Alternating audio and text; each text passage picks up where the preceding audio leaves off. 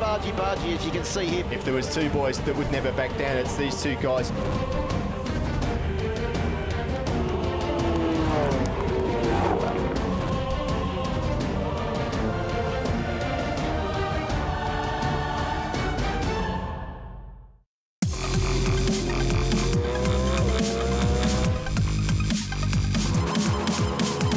This track is next level. Exhilarating.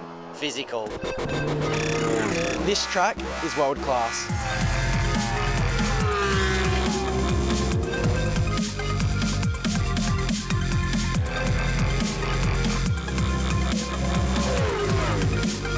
Welcome to the Bend.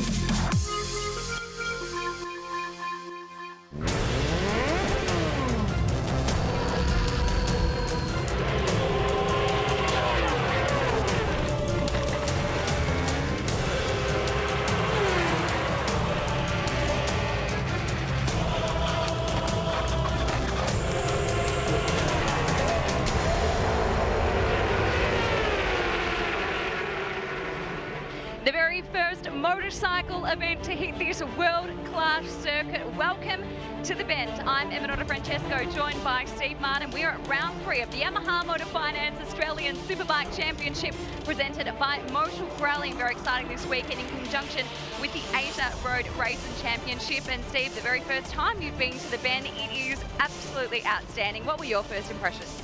Well, first of all, the track is absolutely incredible. It's a first-class facility. You know, I just can't believe it. I was lucky enough to get out there and do a couple of laps, and it's incredible. But it's the whole complex that makes this place the Bend. The government, the owners, they've really got together and put a lot of effort in, and Australia's a better place for it. And we're just in front of the guy who is leading the championship at the moment from Penrite Honda Racing Team, Troy Herfoss, but not by much at all.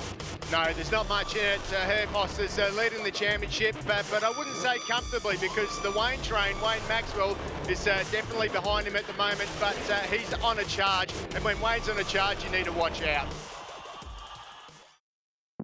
If you love your motorsport and you're into motorcycling, there's a new track, a new place to come and play that's just been built in Australia. An hour east of Adelaide, the track's called the Bend. It's built to an international standard. It's 4.95 kilometres long, 15 metres wide, and it's full of bends. But the thing that I like about this track the most is its undulation.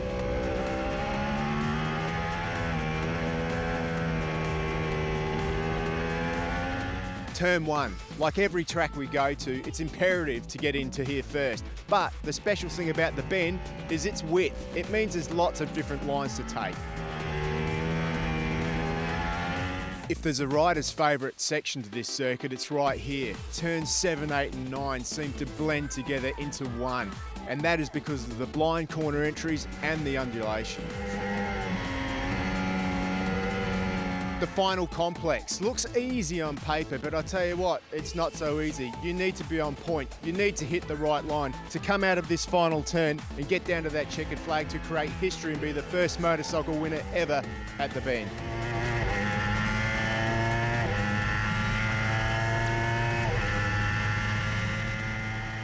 And welcome to the Bend Motorsport Park for the third round of the 2018 Yamaha Motor Finance Australian Superbike Championship presented by Motor Pirelli. We are getting ready for the first of our 3 Superbike races this weekend, and Troy Herfoss comes into this round with a 10-point lead over Josh Waters and another couple of points back to Wayne Maxwell. But it is that man, Wayne Maxwell, Steve Martin, that will start from pole position, setting a new best lap of the circuit of 152.175 in the second qualifying session earlier today. Yeah, absolutely, Phil. We are in for a cracker of a race coming up here at race 1. It's going to be an incredible race meeting here this weekend. So I'm really looking forward to this race to get underway, because this is where it really starts. Well, let's head down to Emma, who's in the pits and getting ready to walk out onto the grid for the first of this YMI Superbike races. Guys, I'm down here on the media grid with David Ridgway, the Minister of South Australia Tourism. And David, congratulations on a fantastic event. It's obviously great for South Australia. This is a spectacular event for South Australia. Beautiful weather, the investment that the Shahins have made in this fabulous facility, and a great racing day today. It's fantastic. So it's a pleasure to welcome all the viewers from all over the world that are watching this great race here today. Thank you very much, David. Enjoy the rest of the weekend. Pleasure. And of course, one of the guys that built this racetrack, Yasser Shaheen. It's fantastic to have you here on this beautiful sunny Saturday, and congratulations on such a fantastic track that everyone is just really enjoying. It's great to be here. Thanks for being here. Thanks for supporting the facility. Obviously, you are a race fan, just like your brother, because we've spent a bit of time with him. But I know that you love cars so much, so you decided to build a racetrack. Well done. I've even bought a motorbike now. Yeah. So we'll see you on the media grid maybe this time next year then. Maybe 2 years. Look, we just wanted to build a place that was at the apex of motorsport. Hopefully, we've done that. Thanks, Yasser. Enjoy the rest of the weekend. Thanks for being here. Yeah, great to hear from a couple of people probably instrumental in getting this round here. I know that the fact that we're running this weekend in conjunction with the Asian Road Racing Championship as well, that planning has been ongoing for many, many years as well. And it's a fantastic result for Motorcycling Australia and also the FIM Asia to have this massive event here to debut motorcycle racing at this brand new facility in South Australia. In fact, it would be our first world-class circuit that's been constructed in this country since Sydney Motorsport Park back in the early 90s, Steve. Yeah, absolutely. So it's been a long time coming, but it's here now, and it's getting better day by day. I mean, the Bend, as it's become to be known, it's a fantastic establishment. We've already mentioned all the assets and things, and the amount of money that it's going to bring to this region is just part of the reason why. Obviously, the government's involved. There's a lot of key players involved in the industry, but everybody wants to come here, and the reason that we're here, Phil, is for none of that, but it's for this superbike race, which is going to be very, very exciting. Also, too, massive crowds in on Thursday and Friday to take in the practice. Yeah. Huge crowds here today. You can see all of the viewing areas on top of the pit complex there. Got people lining the fences all the way around different parts of the circuit as well. There's spectator mounds that are full of cars and people spectating as Wayne Maxwell pulls his YZF R1. This weekend sporting retro livery to celebrate the 20-year anniversary of the release of the 1998 model Yamaha R1 that essentially changed the face of sports bike, just like the Honda Fireblade did in the early 90s as well. Yeah, that's true. I can still remember when I first saw the R1. The first time I saw it was at Mallala at a racetrack. A guy called Kev Curtin was riding it back then, and it really was as cutting edge, and it always has been. Talking about cutting edge, this guy on screen has been cutting edge, and he's worked his way back up to the top. But let's go to Emma. She's with Wayne. Let's catch up with some of our riders and the pole sitter, Wayne Maxwell. Congratulations on pole. It's the Troy and Wayne show at the moment. Going to let anyone else have a go? Yeah, I don't know. It's yeah, look, we're in a bit of a roll on at the moment. We're just trying to keep build on that over the race. At Wakefield, it was we converted in one, but fell short in the other. So here we've got the 3 races, and it's just a matter of trying to convert, a couple of those races and try to close that championship gap. Good luck, mate. Thank you. All right, we'll keep walking. We'll head over to the guy that's just behind him, Troy Herfoss. He's been setting some great times this weekend. Troy, sorry, I'm just going to jump in here quickly with you. I know you were a little bit frustrated after that second qualifying session, getting held up in traffic there. Yeah, no, not the traffic, just myself. I was behind Matt Walters, and I knew he was quite fast, maybe in the top 10, so I sat back off him a little bit, and I didn't realise I would catch him so soon, and I just made a mistake into one of the lefts at the end of the lap, and yeah, made a meal of it. So anyway, that's okay. We tried a few different things with the bike in that session, and yeah, we're pretty happy with how things are going. It's an unknown now. I just watched the... And there's only 10 points in that championship, don't forget. Yeah, so that's the least of our worries at the moment. We've got to win races now, so by watching that 600 race, you guys seen it, anything can happen, and young Tommy put it to Crew, so hopefully we can do the same to Wayne, and hopefully we can hang on a bit longer than Tommy did. Good luck, mate. Thank you. All right, we'll keep moving down the grid, trying not to bump into anyone taking any photos. Here he is. Oh, look at this, Kim. You make the most beautiful umbrella lady. You've got a broken umbrella here. Let me help you there, Kim. Troy. You're going to hold it up all the time. It's great to have Kim come with you, isn't it, to do things like that? I know she makes some lunch for you and she holds her umbrella. Yeah, we can talk about dinner as well. Hey Troy, you're obviously looking very comfortable on the bike this weekend, but you've got to beat down 2 very hungry guys ahead of you. Exactly. It's going to be a tough race. I know that one for sure, but I'm feeling quietly confident that we can do a great job. So first race of the weekend, we've got 2 more tomorrow, so it's going to be a good indication of what's to come in the next day. What do you reckon, Kim? You're his good luck charm. Can he get this one in the bag?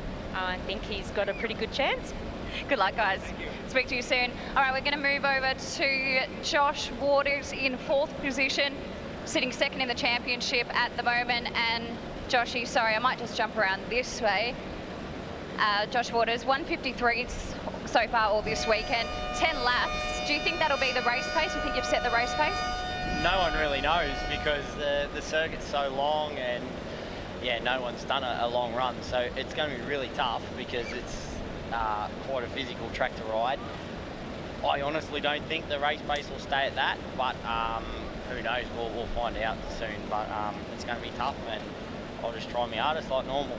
Good luck, mate. Thanks. All right, we'll just quickly catch up with the local boy this way. Daniel Fells, I'm just speaking to the Minister of Tourism. His beautiful girlfriend here is his umbrella lady. We're starting a trend. Hey Daniel, local boy, lots of support for you here this weekend. Any major changes from the last qualifying session? No, not really. We've made some small adjustments because I wasn't feeling as comfortable as should be on the bike. But you never want to change a whole lot before you go out into a race. I know what I have to do this race. It's a long one, with 10 laps around this circuit. It's quite difficult, especially not only physically but on the tyres as well. So I don't think anyone should count the chickens before they hatch. They can have a 10-second lead, but tyres are going to be the big part of this race. Good luck, mate. Thanks, Emma. It's back up to you, Phil Harlem. Steve Madden. Oh, thanks very much, Emma. Great to hear from our top 5 down there on the grid. And, of course, yes, our championship leader, Troy Herfoss, the man that's challenging him, Wayne Maxwell, this weekend. And also Josh Waters, who sits in 2nd place. Great to hear from him. And also back there, the local man, Daniel Falzon. But I think we could be looking at a repeat of the first race of the championship that we saw at Phillip Island, with the elder statesman, Troy Bayliss, right up there and challenging all the young guns for the race victory. I hope so, but not just because I want to see Bayliss win, because if I remember the first race of the season, there was about 10 guys that could have won that race. So that's what I want to see. I want to see 10 guys heading for the victory over the line here, and you know what, there's at least 7 or 8 guys that can win this race. There's some that are improving up to the point where they could get on the podium. Alex Phillips is one of those. He's getting better weekend in, weekend out. Michael Blair, of course, who's not here this weekend, but he still sits up there in the championship. So, you know, there's a lot of different guys. There is Alex Phillips on his number 20 Suzuki. Good looking machine as well. But for now, let's head back down to Emma. She's with another rider, one returning to the championship, Jamie Stauffer. Jamie Stauffer, you've got to be pretty happy with 6th position. I know you didn't look happy when I caught up with you earlier, but doing well, having skipped a whole of last year, and it's great to have you back in this championship. Yeah, it's been, you know, each time we get on the bike, I'm getting a bit stronger and what have you. So, and it was definitely challenging coming to a new track that I've never been at, and we didn't do the test, but we're moving forward each time, so that's a plus, and we've got 3 races to do. So hopefully we can move forward in each of the races and be up there battling with the guys I used to battle with. Go get it, mate. Thank you. Boys, it's up to you. The very first race for the YMI Superbikes. Phil Harlem, Steve Martin. Yeah, thanks very much, Emma, and yeah, great to hear from Jamie down there, who qualified in the first qualifying session in 14th. Took 1.6 seconds off his time to land himself up there on the 2nd row of the grid. And all he needs to do, Steve Martin, is get away with those leaders, and he's a real wild card in amongst the pack. Well, one thing we know about Jamie Stauffer is he plugs away at it and gets faster and faster as the weekend goes on, and he's not too shabby on worn tyres either, so keep an eye out on Jamie. He might just surprise himself with a good result in this one. He might not have to wait to the final race of the weekend, but Brian Starring, another one to keep an eye on. He didn't have such a good qualifying.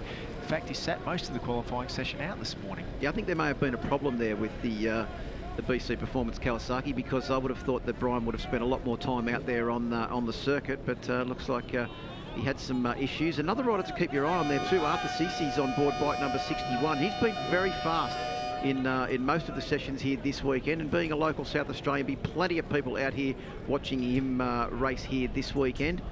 And he'll be doing a great job. Look at all the crowd there up on top of the 5th floor viewing platform.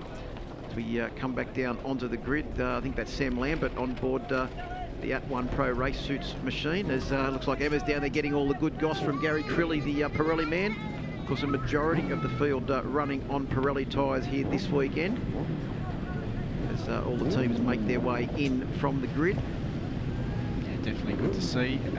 The grid is freeing up, and we'll be underway very shortly. But one thing's for sure, Phil, that this race is, well, I don't know, we heard Troy Herfoss say it, just because Wayne Maxwell's on pole position, that doesn't mean he's going to win. If it's anything like the 600 Supersport race a couple of minutes ago, we're in for a big fight. One thing we do know is that Troy Herfoss is not going to throw that 10 points down the drain and just let Maxwell win the race. That's right. And the other thing that's important is the point that you've noted this morning to me, is the fact that Josh Waters did about 5 or 6 laps all within a tenth of a second of each other. And I spoke to Brodie Waters, who is Josh's mechanic, and I said, what do you think the race pace is going to be? And he said, I reckon there might be a couple of low 52s at the beginning, high 52s at the beginning of the race, but then it'll be back to 53s, and Josh knows that he can run at that pace lap after lap after lap. So, of course, he did say the usual disparaging thing that everything's going good, right, it's just not fast enough. But that's exactly what you'd expect from the Waters boys as they G each other up. As the riders now head off on their final sighting lap before hostilities commence for round 3 of the 2018 Yamaha Moto Finance Australian Superbike Championship here at the Bend circuit in South Australia. I want to say you've got to keep an eye out on Daniel Falzon as well. He's been in that factory team now for 2 rounds. He hasn't had a podium yet, and I think that this could be the young South Australian Daniel Falzon's first podium. He's going to get a podium here this weekend. That's just what my gut's telling me. He's fast around here. He's built himself in nicely into the factory team. Hasn't done anything silly, but I've just got a feeling in the bones that he's going to be up there or thereabouts in the races ahead. Bayless, he's feeling strong. Keep an eye on him. As he says, he's got a good chance, and even Kim agreed with him, Phil. So that's right, and also too, we know how good Troy Bayless is on worn tyres, and this circuit is wearing tyres very, very quickly. So we could be looking at worn tyres from about halfway. Wayne Maxwell will start from pole position with Troy Herfoss and Troy Bayless rounding out the front row of the grid. Joshy Waters starts row 2 with Daniel Falzon from 5th position, and Jamie Stauffer, who we caught up earlier, from 6th. Brian Starring, Al Phillips and Glen Allerton round out the 3rd row of the grid, back to position number 9.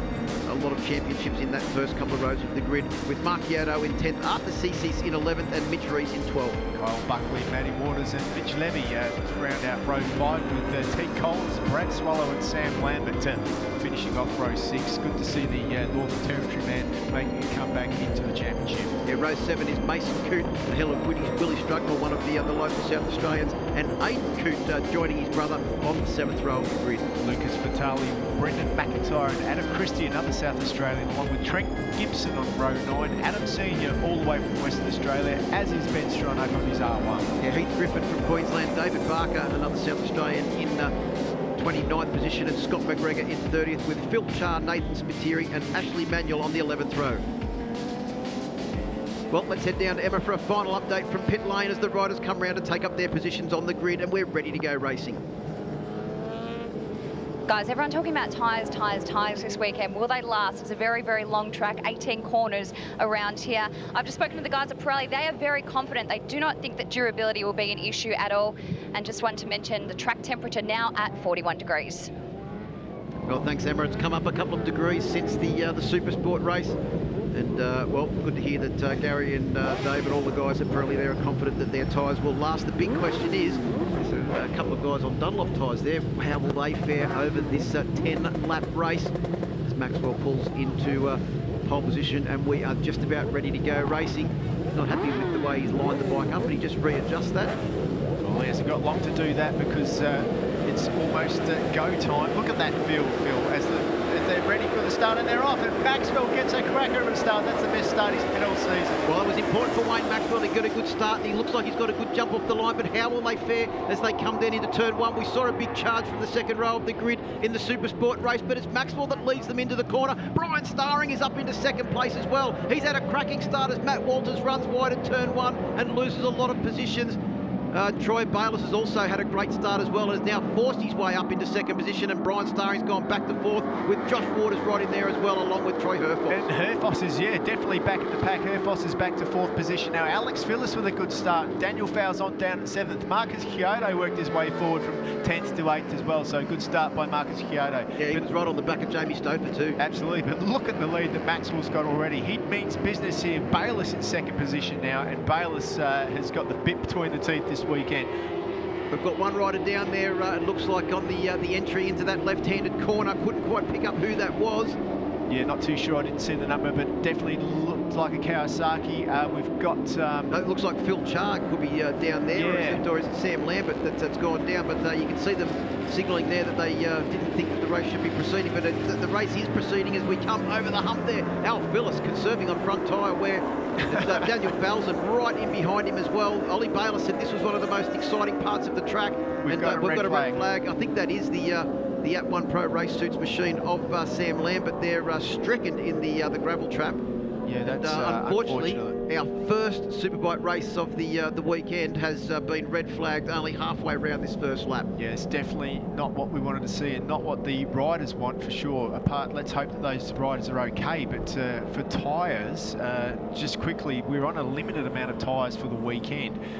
What that means, Phil, is that you don't want to cycle the heat through your tyres, and that's what's going to happen now, because these guys have probably only got just enough brand new tyres to do the rest of the weekend, so they can't afford to come in now and put a new one on. I imagine this is going to be a quick start procedure, which means that they'll sit out there.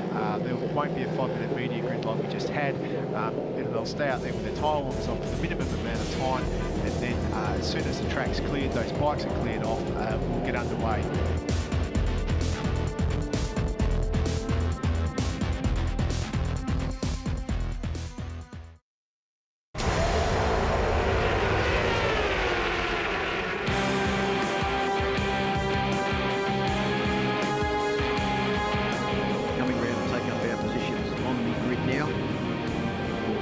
Restart the first of the YMI Superbike class races here.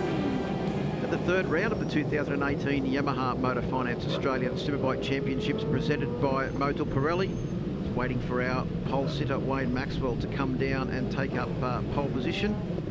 As usual, Troy Herfoss, Wayne Maxwell, Josh Waters, Troy Bayliss, all the last riders to come through and take up their positions on the grid. Maxwell and Waters having a bit of a what is that all about? Conflab on the grid. Well, they're actually pretty good mates, so they're just probably wishing each other the best of luck.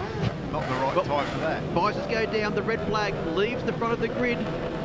The revs start to rise. Troy Bayliss has got a problem there, puts his hand up. No, it looks like he's okay now, and the bike has been put into gear, the Desmo Sport Ducati.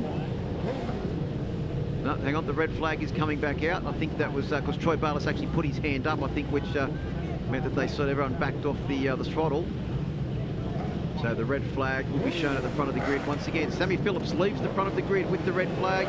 The revs will now start to rise, and we are getting ready to go racing. Race 1 of the third round of the championship. Herfoss has got a shocking start. Once again, he's been left on the grid. He's been swamped by the first couple of rows, and he's now got to get his head down and try and fight his way back. But I think you'll find it's Arthur Cece has made his way through to the front of the field and dives around the outside of Troy Bayliss to lead them through turn 1 for the first time. What a great launch there by Arthur Cece. He leads the field. I don't think he saw this coming, but Bayliss sees this as an opportunity to try and make his way through. There's one of the next-gen bikes, Glen Allerton, back in the pack there, but what a start by the young South Australian Arthur Cece. Look at Herfoss. Herfoss has got work to do. Bayliss up the inside. Bayliss takes the lead.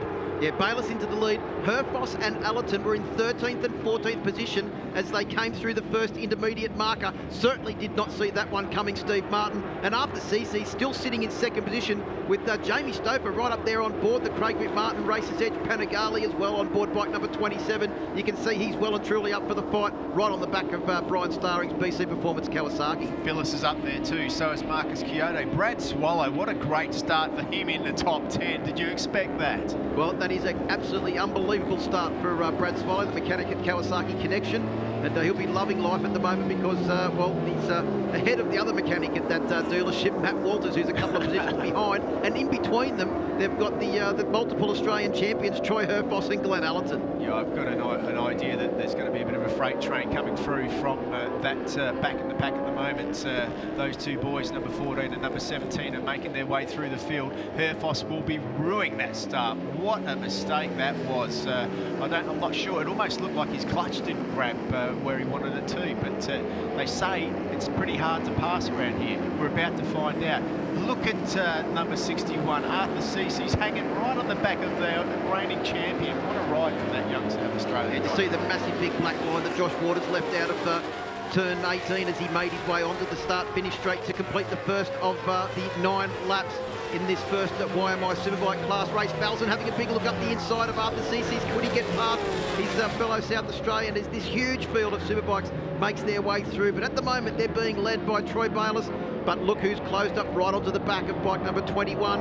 It is the man that sat on pole position, Wayne Maxwell on 47. Here comes Herfoss. He's got up the inside of Stoper. Al Phillips is trying to go with him as well. They've also found their way around Brian Starring. Herfoss is now up to 6th position, and Glen Allerton hasn't been able to go with him. Allerton's still back there in 12th. As Bayliss was a fraction wide on the entry into the corner, but he's managed to square it off and get good drive out of the left-handed hairpin. From a standing start of 157.4 for Troy Bayliss, the first man to lead a Superbike lap around here. But look at Maxwell up the inside. He's using all of the track on the inside and more, looking for a way past. But he's also just had a big slide. Did you see that, Phil? Maxwell pushing on the limit there, looking for that little bit extra edge grip, and he just got away with that, because if he pushed that any further than that, it would have ended pretty badly. And that's very un-Wayne Maxwell, isn't it? Usually so smooth and in line. For this early in the race, but these tyres have cycled. Here's another look at the start from a different angle. Let's keep an eye on these. Look at Herfoss. He was caught unawares.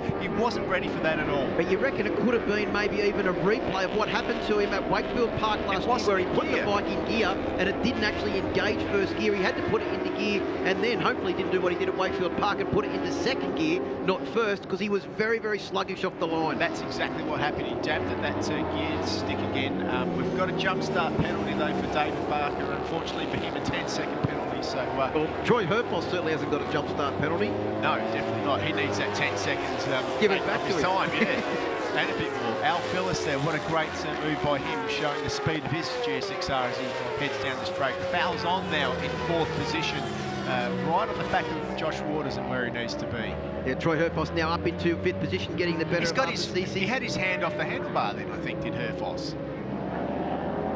Well, he's making his charge forward, and it looks like our top 5 is Troy Bayliss, Wayne Maxwell, Josh Waters, Daniel Falzon and Troy Herfoss. That's pretty much the top 5 that you would have predicted at the start of this race, not the top 5 we had over the first couple of laps, with Arthur Cece's right in there as well and leading the field early on.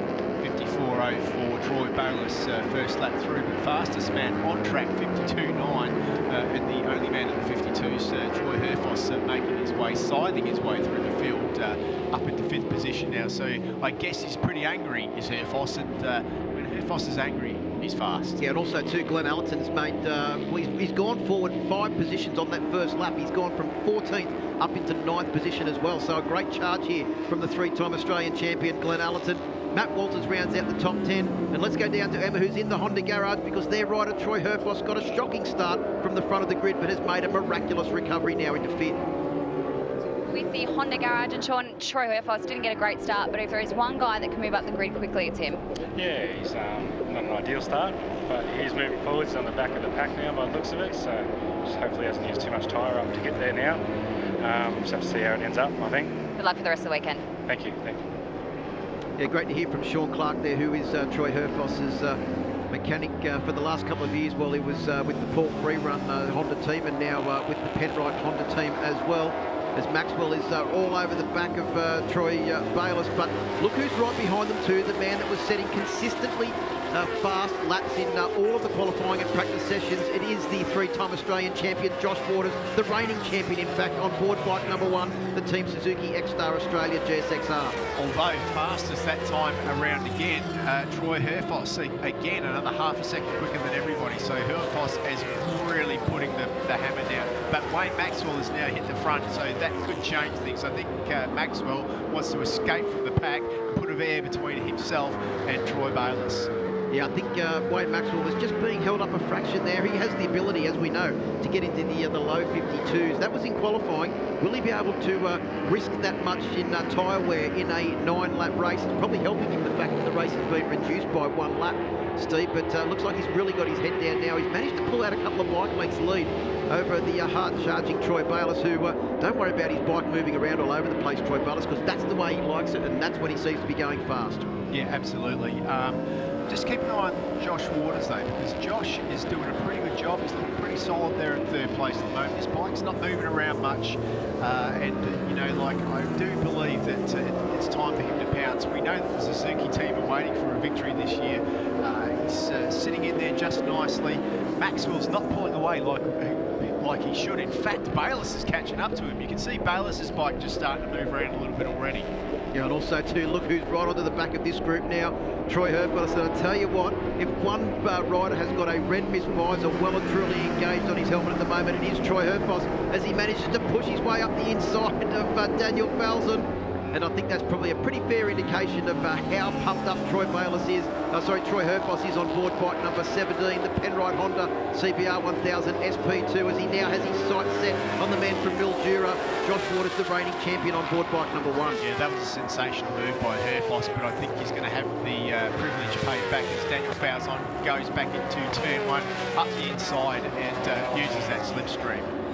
So unfortunately for him, Bayliss is in 2nd position at the moment, still sitting there, and it looks like the group has tightened up significantly now, so it's a dash between the top 5 guys. Yeah, just over 1 second covers the top 5 at the moment as they make their way around down into this left-hand hairpin that has claimed a lot of victims running wide so far this weekend. Looks like everybody's through there pretty safely. Herfoss is running wide. Oh, speak of the devil, it's happened again, and Falzon is back up the inside. And I think that's probably also a fair indication of just how hard Troy Herfoss is pushing on and how much he's asking from that front Pirelli tyre. Yeah, absolutely. The Penrite Honda man there just giving his all and a little bit more, but he got away with it. You know, like instead of running off the track like we've seen some of the guys do, he managed to just gather it all up. And the problem for him now is that he's got to do all that hard work again. We're coming into the part of the circuit where he seems to be very, very fast though, and he got past Daniel Falzon a lap ago in turn 17 in the penultimate corner of this circuit. The problem for him is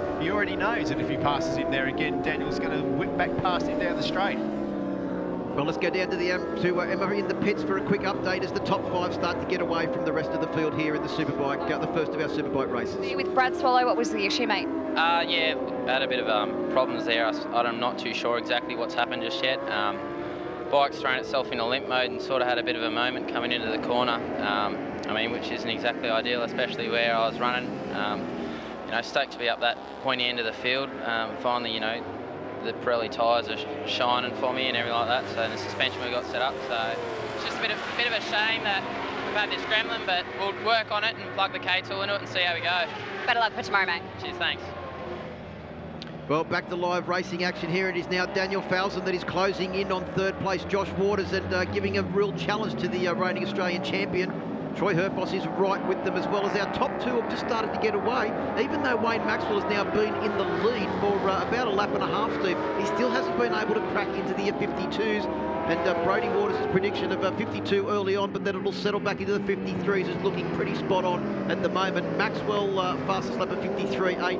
Bayliss at 53.8 as well. Josh Waters, in fact, on the last lap was a 54.349. Yeah, I think that it's working out into the hands of Troy Bayliss now, because I reckon that he can sit on these 53 lap times. If it stayed in the 52s, if Maxwell had that super fresh tyre from the start, I reckon he might have pulled out a bit of a gap, but I think it's playing in the hands of Bayliss at the moment. Bayliss is looking pretty good sitting there in second position, although he's got a bit of rear movement there. The one thing that Panigale does have that's excellent is its electronic package. It really is good at catching all those sort of moments and things, so he has got that on his side.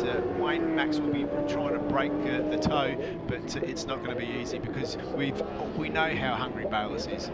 We also know that the next three riders are also very, very close together. Look at the different lines there from the Panigale and the R1. Completely different lines through that complex of corners as they come round down now and into this extremely tricky right-handed corner that goes up and around. Herfoss has got through on for Daniel Falzon as well, so Herfoss has made his move and he's got the slipstream of Josh Waters now, so that's good news for him. Hopefully, well, he's hoping at least that he won't get slipstreamed by Falzon again. Yeah, 53.9 for Wayne Maxwell, a 54 flat for Troy Bayliss. 55.1 for Josh Waters and 54.7 for Troy Herfoss, who managed to find his way ahead of Daniel Falzon. And importantly for Herfoss, the Honda is not known as the fastest bike out there in a straight line, but he's managed to stay ahead of Falzon on the start-finish straight and is now closed in onto the back of Josh Waters, who is on that very rapid Team Suzuki X-Star Australia machine. But the back of the circuit here is where Herfoss can actually start to try and use that excellent handling chassis of the Honda and the K-Tech suspension to find his way forward. Falzon up the inside as well, but Herfoss manages to hold it on line. Yeah, Falzon's looking good up the inside too if he can get the drive, and he does. He's next to Waters and he gets through. That's a great move by Daniel Falzon. It's looking like Josh Waters has got some sort of grip issue out there at the moment, so I'd say he's just doing his best to hang in there. The bike doesn't look like it's moving around a lot, but boy, he's certainly struggling as the group go past him. So Herfoss now moved up into a third position after being way back in the field. Was he 12th or 13th on the first lap, where he went absolutely backwards off the start. This is an unbelievable recovery, but not the first time we've seen this from Troy Herfoss either. The big question is he has got about 3.4 seconds to the other riders in front, which is currently Wayne Maxwell leading by nearly a 1 second gap now. The psychological 1 second gap coming up for Wayne Maxwell as he makes his way across through this rise and down in towards turn 17, and he will be coming round to complete 7 laps. So 2 laps to go for Wayne Maxwell after only a couple of more corners. Yeah, absolutely. Wayne Maxwell now has just got that vital break. Once again, Daniel Falzon trying to make a move on Troy Herfoss. He knows that if he can stay close to him, which he has this time round, he can perhaps use that slipstream and challenge him into turn 1. So Daniel Falzon, for the first time looking at a podium this year, he really is on the cusp of it. Remember, he's been in the factory team and hasn't had one yet, but as he looks up the inside at the end of that long straight, can't do it just there. But you can see how much Falzon actually closed in using the slipstream over the latter half of the very long start-finish straight here at the Bend Motorsport Park.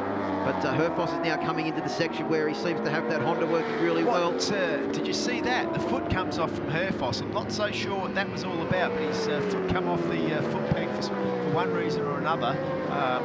Obviously trying to give some sort of sign to Falzon. Falzon's strong on the left-hand side here. He gets on the gas nice and early again.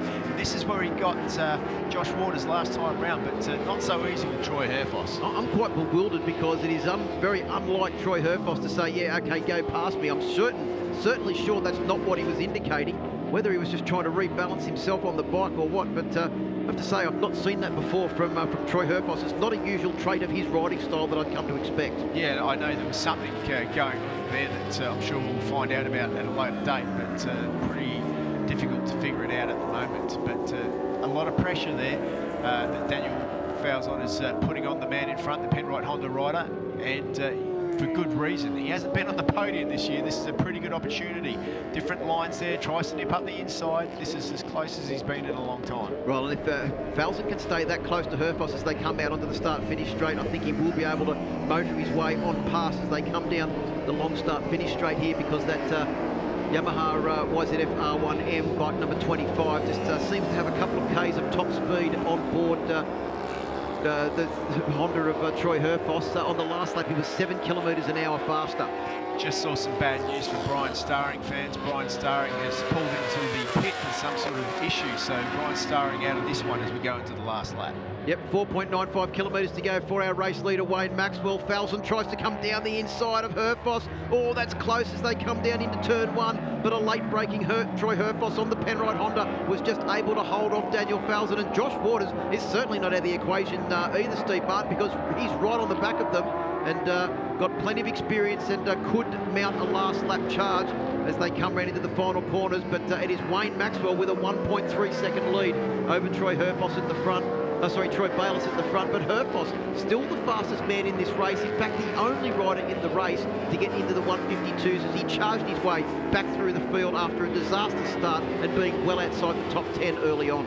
Yeah, what could have been, he lost at least 2 or 3 seconds at the start of this race, and when you consider that if you took that off, he would have been up there with Wayne Maxwell. So definitely places lost from that start line incident, whatever it was. But it's been an eventful race for Troy Herfoss out there in race 1 at the Bend. Well, the big question is going to be, can Daniel Falzon come past on the runs at the start-finish line?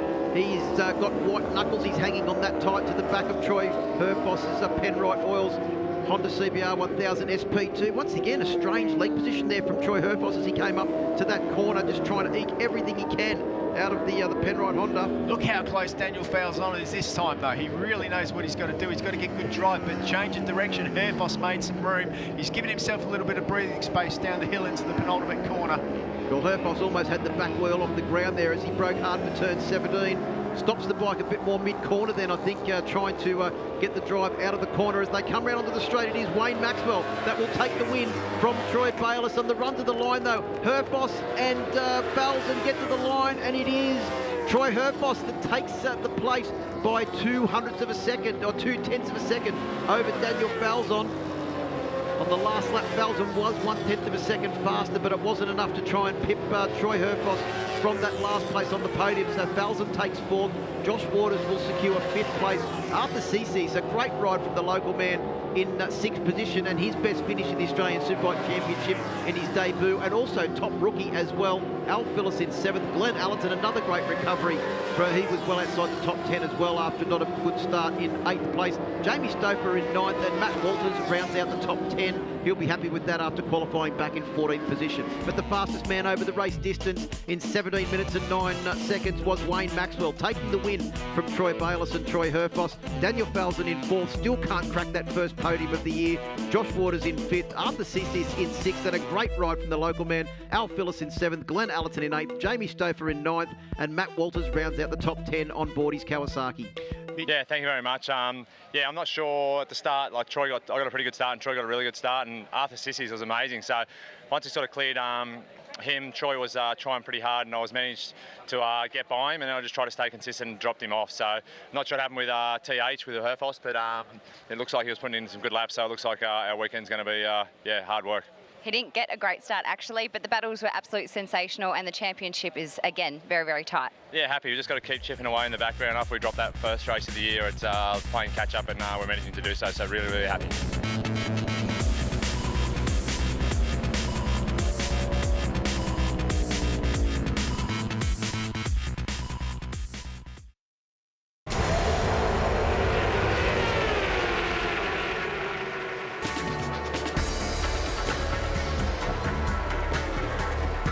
It's always great to catch up with the local riders, and this round it's Daniel Falzon. Daniel, this is your turf. Welcome home, and what an amazing home track it is. Oh, it sure is. After completing testing here recently, the circuit is phenomenal. It's second to none in my opinion, and I'm really excited for it to be so close to home, and I can have my family and friends out here to witness what I've been doing for the past 10 years.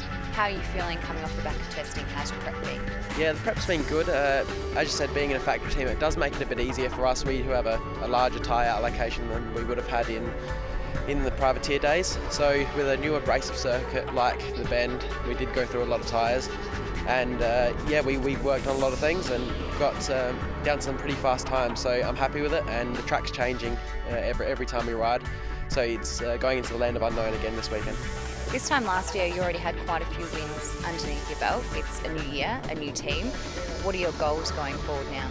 Yeah, as we saw last year in the Australian Superbike Championship, it's the rider who stays consistent and can get on the podium, get a lot of points and not fall off. They're going to be right up there at the end of the championship. So that's what I said from the start. get some fourths, get some fifths, get on the podium, maybe take some wins when we can, but you've got to pick your races. I'd like to really be on the podium at my home round. Darwin's been good to me in the past, so that's another one I'll be really going for. But yeah, pick my races and just make sure we stay on the bike and collect points every round. And finally, Daniel Felson, will you be the champion for 2018? Well, it's a big call. We're only 2 rounds into the championship, but anything can happen. I'm going out there, get some podiums, and it's definitely possible.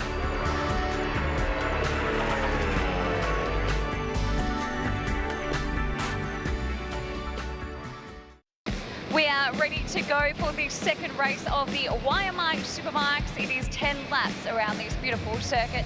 It was this guy here who won the very first race here yesterday, Wayne Maxwell. I will just jump in with you quickly.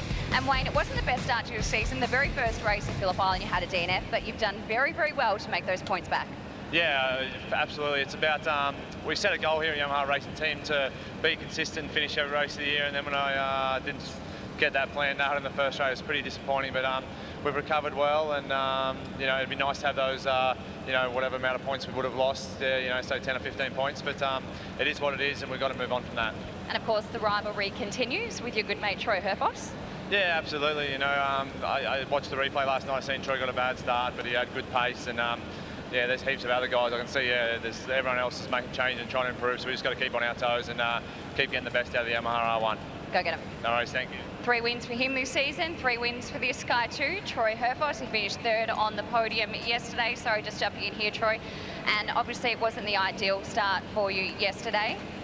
The great start for this one is crucial. Sorry, I didn't hear a lot there. But I can't really hear myself either. I was just saying yesterday it wasn't an ideal start for you, but obviously you've got a clear track ahead of you for this one. Yeah, it's a new day, 2 races today, and it was clear yesterday we had good pace, so just a minor error on my behalf, and today we'll hopefully get off to a bit better start and settle into the race and not use up the tyres in the early part as much. Good luck. Thank you. We'll head over here to Bend Motorsport Ducati and go catch up with Troy Bayliss. Now, he had a podium back at Phillip Island, and it was great to see him back on the podium again yesterday, Troy, with some fantastic battles. Yeah, yesterday we got 1 race under the belt, and it was nice to be on the podium. Today's Sunday, we've got 2 races, and the weather's looking great. We've made a couple of small changes, and hopefully that will put us in a better position to fight for the win. We hope to see you on the podium again, mate. Yeah, looking forward to it. Good luck. All right, we'll head a little bit further around this way. Let's go over to Josh Waters and check in with him. No podiums as yet. No podium as yet for him this weekend. And Josh, sorry I'm following you. I know you've been a little bit frustrated. Tell us what the issue was yesterday. Yesterday, it's just something's wrong now, so same thing. We'll let him get back to it and concentrate. He has been a little bit frustrated, Josh. They're struggling a little bit with their setup, so we wish him the best of luck for this race. Boys, for now, it's back up to you.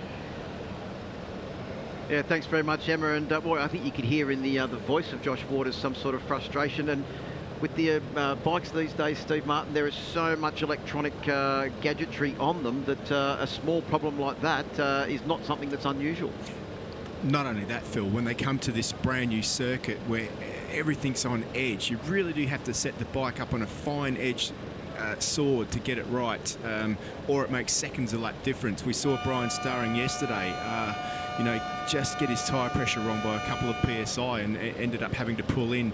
So, you know, there's just, you know, Josh already knows that he's going out there with the anticipation of not doing well. It's not good for him, it's not good for his championship. So let's hope that the team can buoy his confidence up as he heads out to start this this next race that's going to be starting in a few minutes' time. Another one that you probably need to keep your eye on as well. Not only one Ducati put in a great performance yesterday, Troy Bayliss, of course, up on the podium, but Jamie Stouffer, starting from 6th position, the 4-times Australian champion on that Craig McMartin prepared Racer's Edge performance machine. He had a great ride as well inside the top 10 and finished, I think, in 9th position, right behind Glen Allerton, who had a difficult start. And both he and Troy Herfoss were back in 13th and 14th position as they made their way through turn 1 for the first time. Both of them getting absolutely shocking starts. But I spoke to Troy Herfoss, and he actually mentioned that what happened was it was the same thing that happened at Wakefield Park. He thought he'd put it into first gear, but it didn't go in. Let's go back down to Emma on the grid. Josh, so upset and frustrated. What are some of the problems that you're dealing with at the moment? Yeah, look, we've got some electronic gremlins that just sort of raised their head as he's rolling out of pit lane. So unfortunately, obviously we've got limited time to try and sort the problem, and at this stage not sure if we've got on top of it, but if we haven't, he's just going to have to go out and do the best job he can. And unfortunately yesterday didn't go to plan either, so we're hoping to roll out today and just restart everything and get on with it and have a good result. So hopefully his head's okay, and we still have a chance to sort of get the points that we need anyway.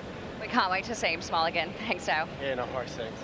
Well, there you go. There's Dale Breed, the team manager for the Team Suzuki X-Star Australia machines. And, of course, they've got two bikes out there on the grid.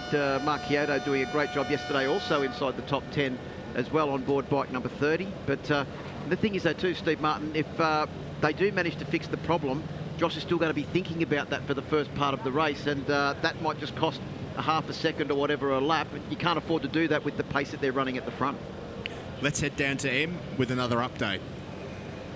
Just quickly, I'm with Brian Starring and another guy who's certainly a little bit frustrated. Can you tell us about some of the challenges so far this weekend, Brian, after, of course, you had a DNF yesterday for that race? Yeah, obviously we didn't finish race one there yesterday, which is pretty disappointing. We've been really hit and miss between getting our package, let's say, to work with the different temperatures of the weekend, be it ambient, track temperature, tyre pressure, tyre temperature. So it's been a little bit tricky for us, but I hope we've got the right combination at the moment. Better luck with this one, mate. Thanks. Yeah, I think the same problem affected both the BC Performance riders with Kyle Buckley. I spoke to Evan Biles this morning, one of the local South Australians, and he said he actually was quite surprised to catch up to Kyle Buckley, who looked like he was actually riding Speedway, not Superbike there at one stage in yesterday's race. And unfortunately, Kyle Buckley also DNF'd and scored no points. And he's trying to get as many points as he can to try and get up into that top 10 in the championship. Yeah, absolutely. I mean, it's just it just seems to be the story of the weekend. I mean, you come to the new circuit, you've got to learn the track. That's all the different nuances, the different setups, which tyre's going to work. Nobody really knows. They've had, of course, a test here a couple of weeks ago that not everybody attended, but the major players were here. But the track has just changed so much since that time. It's been a lot more running. We had a car race meet here last weekend that put a lot more rubber down. The surface is changing lap by lap, but it's not just the variables that change. Sometimes the problems with these bikes, like we mentioned before, Josh Waters with those electronic problems, perhaps that might spur him on. He's angry now. When he's angry, he's fast. That's maybe they need to do that every time he heads out. I don't know. Like a bit of a cracker under his backside. Absolutely, but sometimes a rider needs something to not go right to get them fired up from the start. So it could help him. One rider that's on board a Suzuki where everything was going right for him yesterday, the local man after CC's, did a great job yesterday. Got a cracking start and was fast in all of the race. I think he ended up finishing in 6th position, did Arthur, and it was a great ride from him. And the way he did actually got down to a 1:54.205, I reckon that was probably his fastest lap of the weekend as well. Absolutely. Remember, he hasn't really done that much on a superbike. He did a little bit in the BSB Championship a couple of years ago, but he's got this bike. He's got the passion back now for racing. Of course, we know him from MotoGP fame. He raced in the Moto3 Championship and the Red Bull Rookies Cup. He's definitely a fast little runner, and hopefully his confidence is high as they head off on the warm-up lap.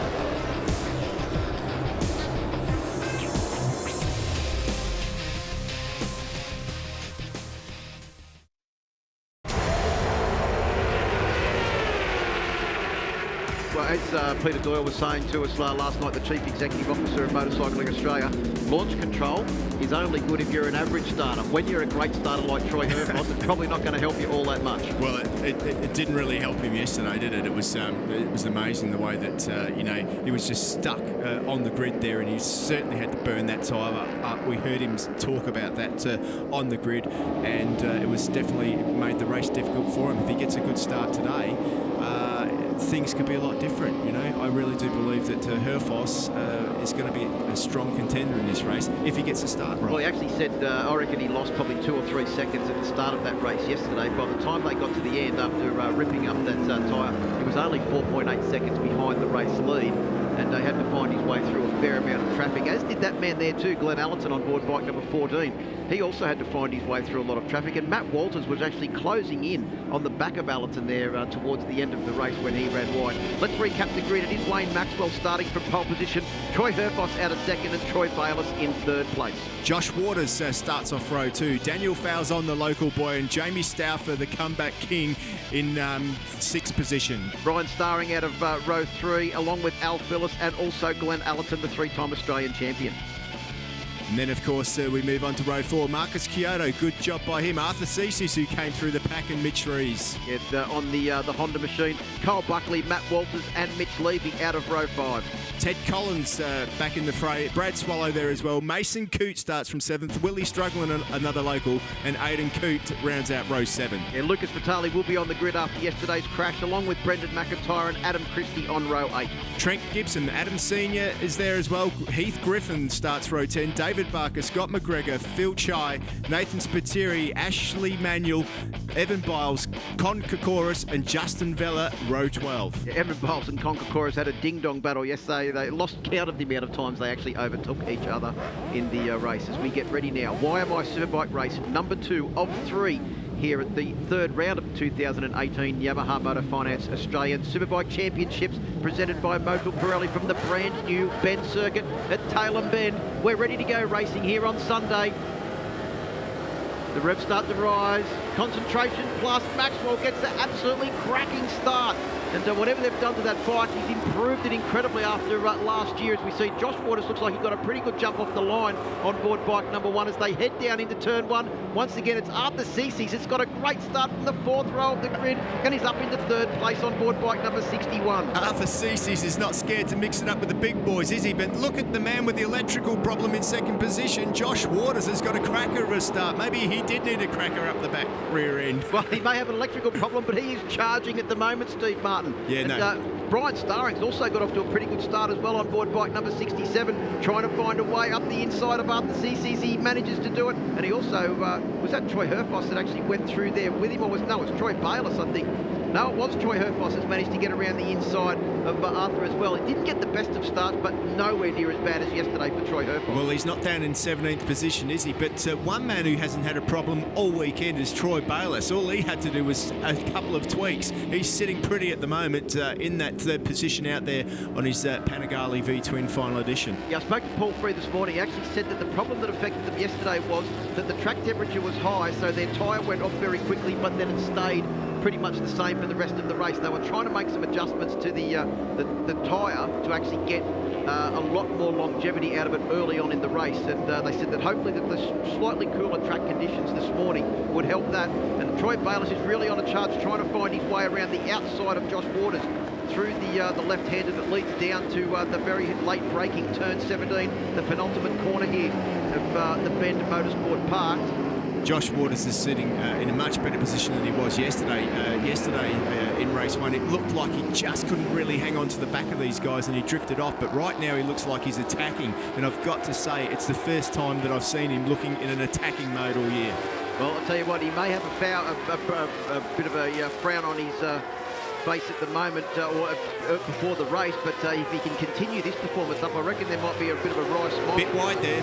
But yeah, he was a bit late into the corner. Daniel Falzon also back in 7th position behind Arthur Cesis at the moment. He'll be trying to get past the other South Australian and make his way forward. The top 10 rounded out by Al Phillips, Mark Kyoto and Jamie Stauffer in 10th position on board bike number 27, the Craig McMartin Racing Edge Performance Ducati Panigale. We haven't even mentioned the man out front, number 47, Wayne Maxwell, the pace setter, the man that seems to have the championship under control at the moment. But Bayliss up the inside, what a great move on Josh Waters there. Herfoss is going to have a bit of that too. Good drive out of turn 6. He looks over his shoulder, looks the wrong way. It looks like he's got a problem. Josh Waters. Yeah, he certainly was looking left and looking right. He didn't go through. He didn't go through. Waters with a problem. Up the inside there. He stands the bike up. Bayliss as clean as you like. Everything still looks all right at this point. He's given a couple of blips. He's looking over his shoulder again. We just need to see what happened to Waters, but he is not there. He's gone down the order. Yeah, Josh Waters is gone. There he is on the side of the track. Some issue. It looks like he's got some sort of brake issue. Look, he's looking down. Well, is it something even to do with the quick shifter or? Well, you wouldn't be looking on the right-hand side, the back brake side for the. Yeah. Like he's just definitely checking something out. But what it this? Look, he looked both sides there for a while. Yes. He's certainly concentrating on the right-hand side. Well, that is why you would look both sides. You would look to see if it's something to do with the front brakes. So who knows what it is, but whatever, he's out of this one, and it's down to the rest of the field. These three guys out front at the moment, but Wayne Maxwell now with a little bit of a lead. Well, it's the battle of Troy at the moment for second place with Troy Bayliss and Troy Herfoss. The other interesting thing is that at this stage in yesterday's race, Steve Martin, it was Troy Herfoss trying to find his way back into the top 10. Yeah, absolutely. And at the end of the straight there, the Honda, this new Honda, of course, that came online at Northern Territory last year. But let's just head down to M.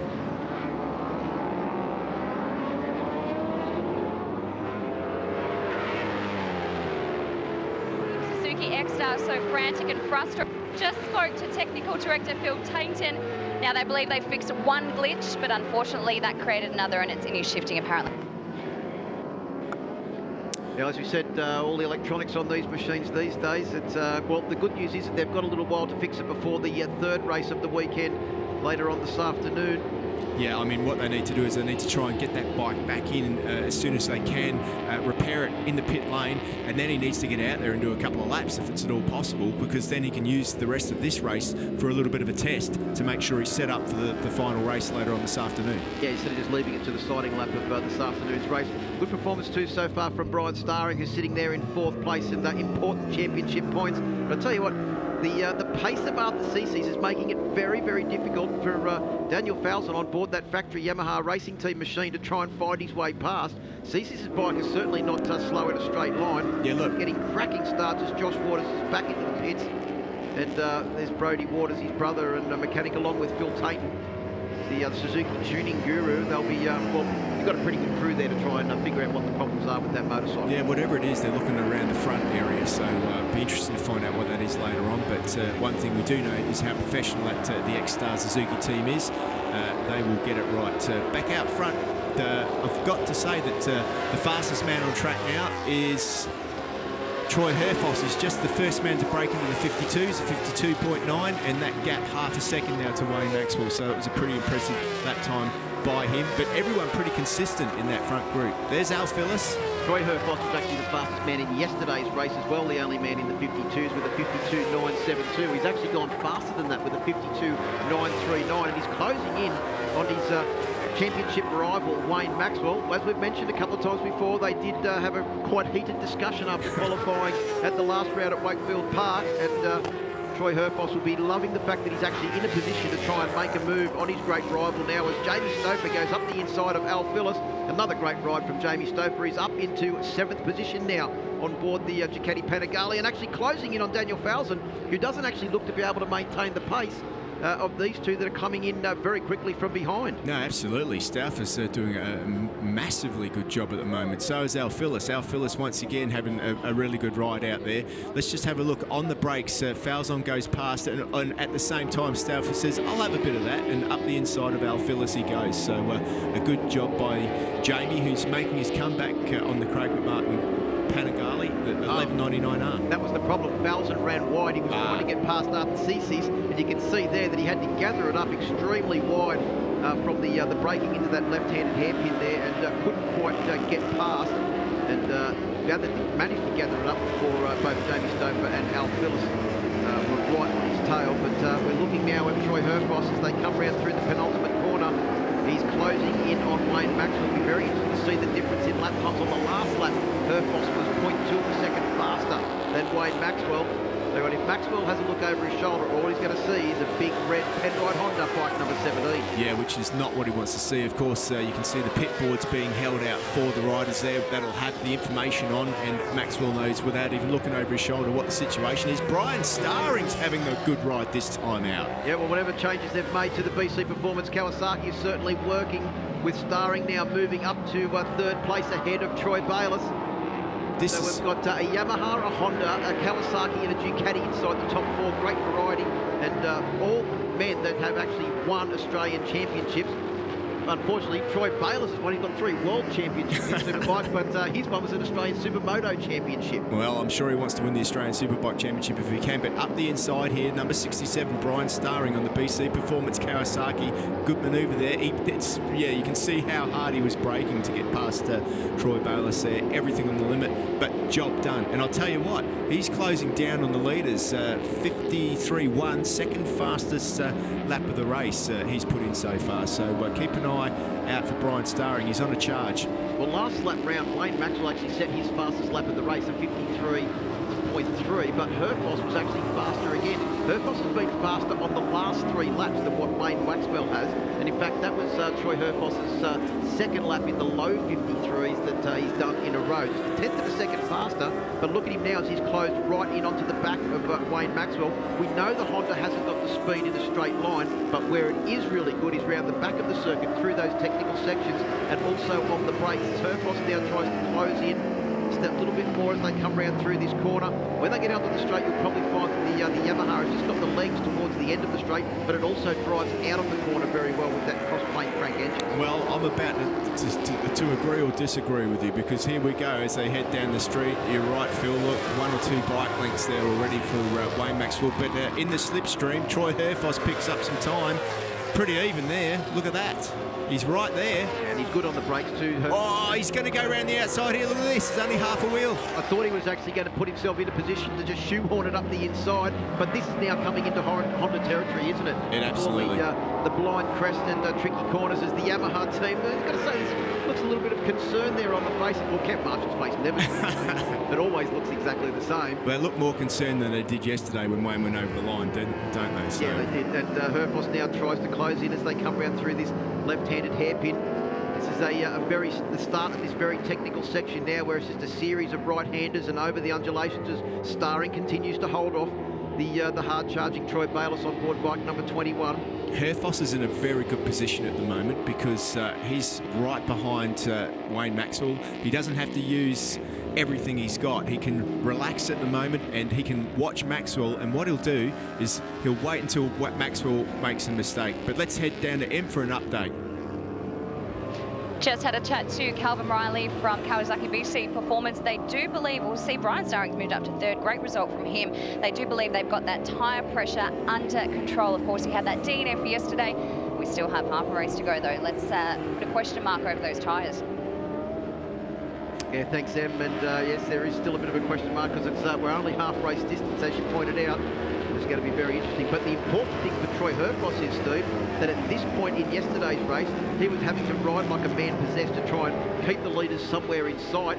Now, I think he might be just sitting on the back of Wayne Maxwell and letting him do all the donkey work out the front. That's what I was getting at before. What he's doing right now is he's able to look after his tyre, relax, and he's going to watch Maxwell. And if Maxwell starts to move around or make a wiggle or run wide, you watch Herfoss pounce. He really will pounce, and then he'll make the most of it. But I tell you what, look at Brian Starring. That gap is coming down all the time. Brian Starring now, another half a second to lap it, and that will be worrying Herfoss because he will know that Starring's on a charge. You mentioned half a second. He was half a second faster than Maxwell on the last lap and 0.4 of a second faster than Herfoss.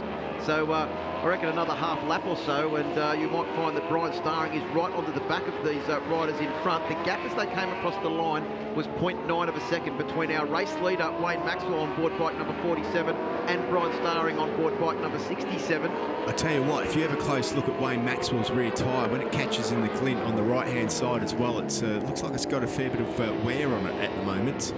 Oh, was that Starring running wide in the background, or was that just his line? No, there he is. Looked like he was pretty fast into the corner. Yeah. He's actually closing them in even more now. He's visibly right onto the back of them. It's certainly not 0.9 of a second. In fact, as they went through intermediate number 2, it was down to 0.7 of a second. And the faces there are probably a little bit more concerned now because it's not only Troy Herfoss that's closing in on Maxwell, it is also the man that's the only man to have won a 125, 600 Supersport and Australian Superbike Championship winner, Brian Starring. Yeah, well, he's looking good to win this race here today if he can keep this pace up. But it's one thing to catch these guys, it's another to get past.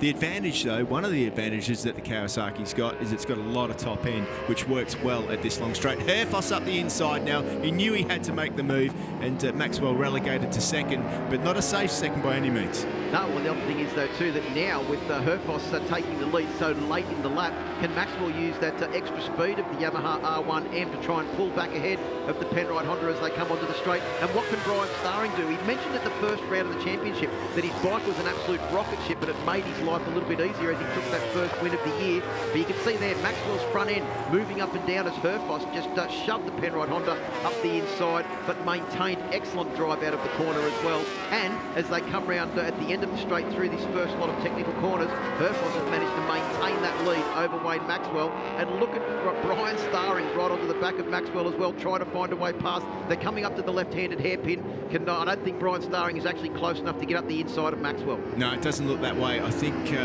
one thing for sure with the DNF that Brian had yesterday, the last thing he needs to do is do something silly here today. He's still got 3 laps to go. He's got to hope that the Herfoss doesn't pull the pin, which he may well do. In fact, Herfoss set his fastest lap of the race. Oh, no, he didn't. They're all in the 54s except for Starring, so he knows that he's got. He can afford to let him get a half a second ahead, but that's about it. Otherwise, he won't be able to catch him down. And Bayless is back into the 55s, in fact, in fourth place, with Falzon 0.7 of a second faster in fifth position, but he is over 3 seconds behind Troy Bayless at the moment. But the gap now between Starring in third and Bayless is actually out to about 2.7 seconds as well. So it really is a battle for this top 3 to try and sort out the final order if they can maintain this pace. There is still 3 laps to go. 3 laps is nearly 15 kilometres, and the torture that they're putting these tyres under at the moment is seeing them dissipate very, very quickly. And as we've seen in the Supersport races, the lap times are dropping by 2 and 3 seconds over the race distance. Absolutely, and they are this time as well. So interesting to see. Let's see as they head onto the straight this time. Brian Starring in a good position to get great drive onto the straight, and he does get good drive. He should slipstream Wayne Maxwell this time through. He's gone around the outside on the pit wall side, so interesting to see. After Ceece's dropping back through the field, he's back to 9th, and Daniel Falzon is up to 5th, but he's got the attention of the 3-time Australian Superbike champion, Glen Allerton, who's having a much better ride today on board that next-gen Motorsports BMW, and he's moved up to 5th place using the long legs of the S1000RR to get past Falzon's Yamaha. So that means now we've got a Honda, a Kawasaki, a Yamaha, a Ducati, and a BMW in the top 5, all 5 manufacturers.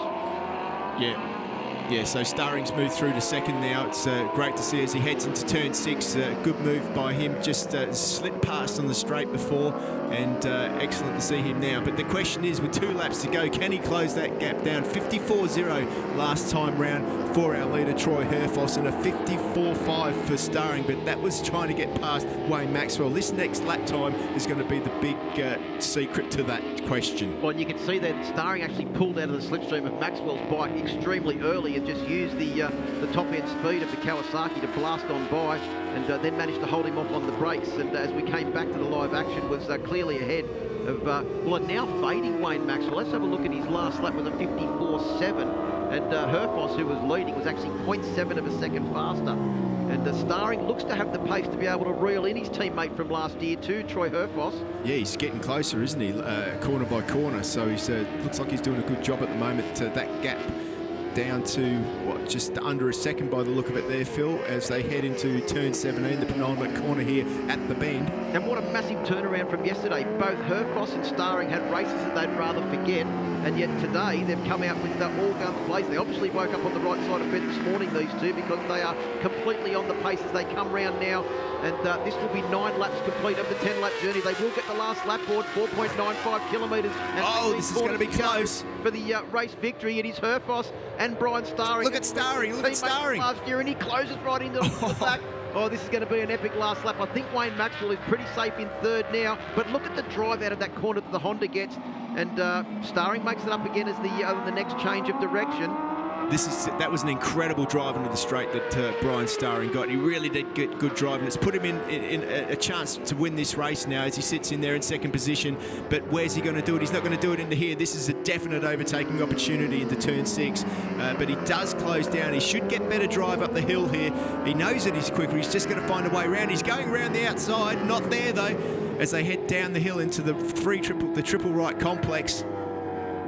Yeah, Starring starts to close in now. The Honda's actually got a really good chassis here, but the Kawasaki's not doing a bad job to try and keep that Honda in sight. And I think Brian Starring is just riding with sheer grit and determination at the moment. What a massive turnaround for both of these riders, disputing the lead on the final lap of this 10-lap journey. The second race of 3 onto the weekend's program. Starring's got a few more corners to go to try and mount a challenge, but they are counting down now. This is also a very technical section as they come back up over this rise and back into view of the main pits. Look at Starring closing. I think he's run a bit wide. He got in there very hot as he managed to square that big complex of corners off as they come down for the braking now into turn 17. Steve Martin, this is a very critical corner. Absolutely, but Herfoss got brilliant drive out of there. I think that Starring now as he closes in, but he can't get in there. Herfoss now gets great drive out of that one too. So does Starring. Starring's good out of the last corner, but I think the finish flag is too close to slipstream past. There's too much of a gap. He's down under the screen. It looks like Herfoss has got this one. What a comeback after yesterday's race for those two guys. Well, Herfoss takes the win by 0.2 of a second over Brian Starring. Wayne Maxwell takes third. And Troy Taylor is actually going to get pipped by both Glen Allerton and Daniel Falzon. What about a return around for Glen Allerton as well? In position number 4 on board bike 14. He'll be extremely happy with that. Daniel Falzon in 5th. Troy Bayliss will take 6th position. Al Phillips in 7th. Jamie Stouffer, another great performance on board the Ducati in 8th position. Arthur CC's another top 10 for the local man. And Mitch Rees on board the Honda rounds out the top 10. What an unbelievable race from Troy Herfoss. The fastest lap of the race win, and Brian Starring, he will be over the moon with that second place. I don't think he will have ever been so happy to take a second place. But Herfoss takes the win by 0.221 of a second over Brian Starring. Yesterday's race winner, Wayne Maxwell, takes out 3rd position and 3.4 seconds behind, and that was all in the last couple of laps. Allerton up to 4th place, a great result for the Next Gen Motorsports BMW. Daniel Falzon on the 2nd of the Yamahas in 5th. Then it was Bayliss, Al Phillips, Jamie Stouffer, Arthur CC's, and Mitch Rees rounding out the top 10. Just down here with our top 3 and Wayne Maxwell, another podium for you. Just started slipping off in those last few laps, but a great battle yet again. Yeah, changed the setup slightly, and yeah, I don't think it was what we needed really. So yeah, we'll go back, have a look at what we used today, what we used yesterday, and come out in the 3rd race, hopefully have something a little bit better. Like, we got good speed, we just couldn't maintain it. So just take the positives and take the points and move on. Good luck for the next one. Thank you. Brian Starring, I spoke to you this morning and mate, you were down, but how luck can change. Well done for another podium. Yeah, thanks. Yeah, look, I don't know. I guess might sound bad, but probably the one thing that we understand is that we don't really understand. You know, we DNF'd the race there yesterday. We've had a bunch of times throughout qualifying and had difficult periods over the space of the test here and the race. But anyway, a really big thanks to my Kawasaki BC Performance team and to Dunlop, and also, yeah, to my personal sponsors, Wallace Risk, Berry Sweet Strawberries, and Consent to Go. Thank you. Fantastic ride. Well done. And now we go to our winner for race number 2. A much better start for you and your 3rd win for the Troy Herfoss. Yeah, thank you, Gemma.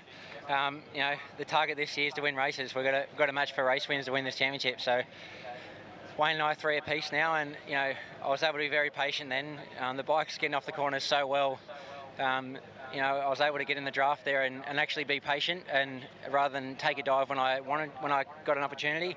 You know, Wayne done a great job at the start of that race, and I could see that his tyres were starting to go away, and we had a little bit more. And it makes my life a lot less stressful, I can tell you. But I want to say a big thank you to the Penrite Honda team, Pirelli, everyone helping us out. This track's thrown everything at us, barring rain so far. And lastly, a big congratulations to my good friend Brian. Yeah, he's a fighter, and he turned it around today really well. So congratulations. Well done, mate. Good luck for the next one. Thank you.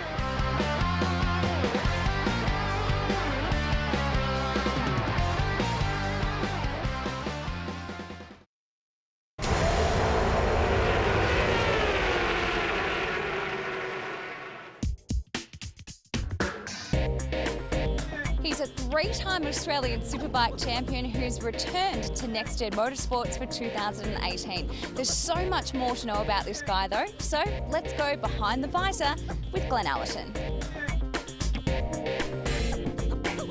If I could choose a teammate, I would probably like to be Valentino Rossi's teammate, because that would mean I'd be riding a MotoGP bike, which would be the dream. So he would be my teammate and I would crush him. My biggest rival down pit lane would probably be Wayne Maxwell. I know how much effort he puts into it, and I feel like I put just as much, if not a little bit more in, but I know every time I go out there he's going to give you a tough battle. Me and Troy Herfoss had a few moments a couple of years ago where we didn't see eye to eye, but you know, that's racing, and all of us want to win, but only one can, so that's why it happens. If I wasn't racing, I would be an aircraft technician, because aeroplanes really interest me, and you know, aerodynamics and just the jet engines on aircraft. I would say my hero is Mick Doohan, simply because when I was a kid, I used to sit up late at night with Dad and watch the GPs, and he was just really tough and someone to aspire to be like. It's a funny one. My favourite number is actually number 5, and there was a year where I couldn't have number 5, so 1 and 4 is 5, so I adopted that, and then it kind of stuck ever since, so yeah, 14. So now you know a bit more about the man on board at number 14. We wish Glen Allerton the best of luck for the rest of 2018. The YMI Superbike class this weekend, we have seen some topsy-turvy racing. We have. Wayne Maxwell won the first race. Troy Herfoss won the second race, but one man who strangely has not figured on the podium so far this weekend is the local man, Daniel Falzon. His first year in a factory team, we jumped on board and took a lap of this facility with the local rider. Absolutely. 3rd, 4th, 5th, such a long straight here. 6th gear as you head down there, tucked in behind that screen, and then you start to wonder, when do you hit the brakes? You hit them about here, back down through the gearbox into 2nd gear. It looks quite tight, this turn 1, but it's really flowing. You've got to quickly change direction over to the left, keep that mid-corner speed up, and then it's a little bit tighter on the right here. See how blind the track is, Phil. It's amazing how you have to learn this track. You just can't cup here. Over the blind crest, flick over to the left, 3rd gear fast all the way out to the edge of the track, and then the first real overtaking opportunity, turn 6, the hairpin.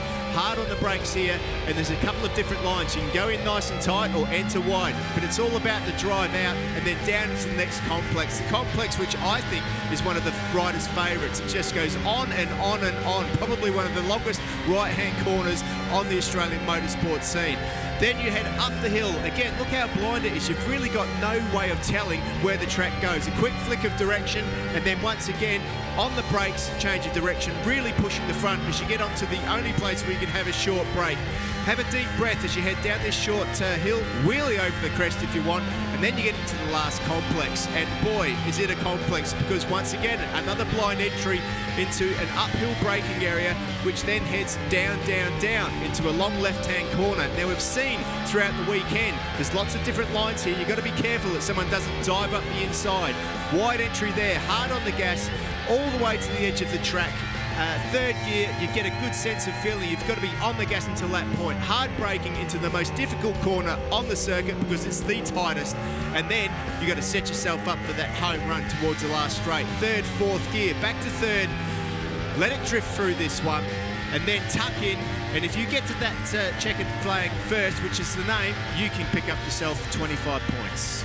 Well, the other thing is though too, Steve Martin, because it's a brand new facility, there's no real bumps on the circuit either, so everything's smooth. Even though a couple of places have got extremely late braking, the bikes haven't been jumping around like we do see at a lot of the other tracks as well, but I'm sure that will come in time as this circuit picks up more use. But at the moment, she's as smooth as silk. Absolutely. Let's head down to Emma. The 3rd and the final race for this weekend for the Yamaha Motor Insurance Superbikes.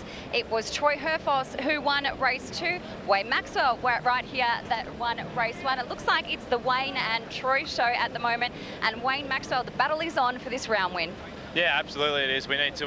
We made a good gain yesterday in the championship, and then sort of gave it away in race 1 here this morning. So need to come out in the final third race here, and come out and try to get the win and get out of here with a less points gap than it came in. Go get him. Good luck. No worries. Thank you. So Wayne Maxwell, he's sitting on pole position, and not too far away from behind him is Troy Herfoss, this guy leading the championship at the moment, and Troy coming off the back of the win, obviously pretty confident going into this one. Yeah, like the first race, we've got good pace, so this morning we were able to show that with a bit better start. Still far from perfect, so try and get a bit better start this time and the same game plan. Good luck, mate. Thank you.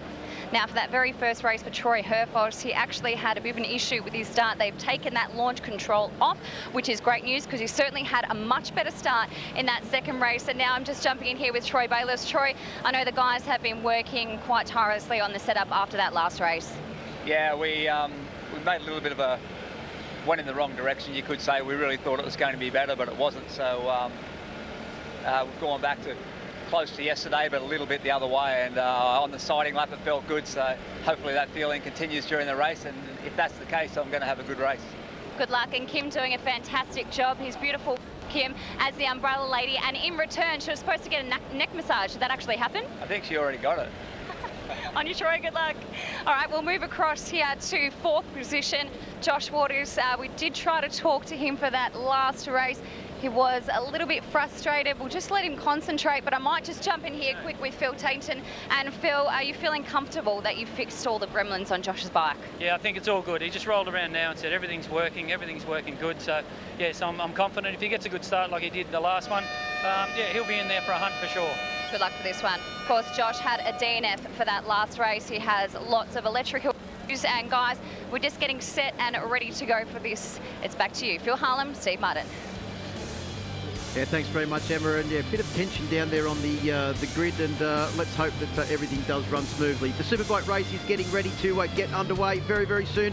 Join us on the other side of this break. We'll be back with the final Superbike race.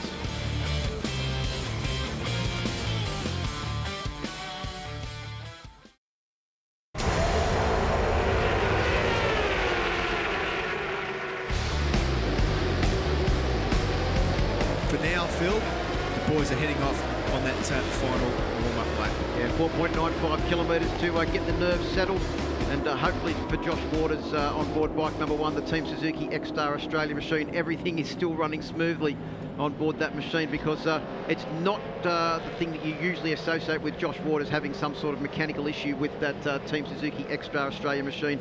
The bike, considering that was a brand new bike at the beginning of last year, has been absolutely impeccable. That's the first time I can remember them having some sort of issue like that. Well, yes, but if you think back to Winton last year, they did have an electronic shifter problem there too. So, but that was in the early development stages. So that's a development thing. This is just something's gone wrong. So they've got it right now. They've got a good team behind them, and I'm pretty sure that Josh Waters, now that he's fired up, is going to be a contender. What about Brian Starring earlier on today? He came from the back of the pack. There he is on the number 67 BC Performance Kawasaki.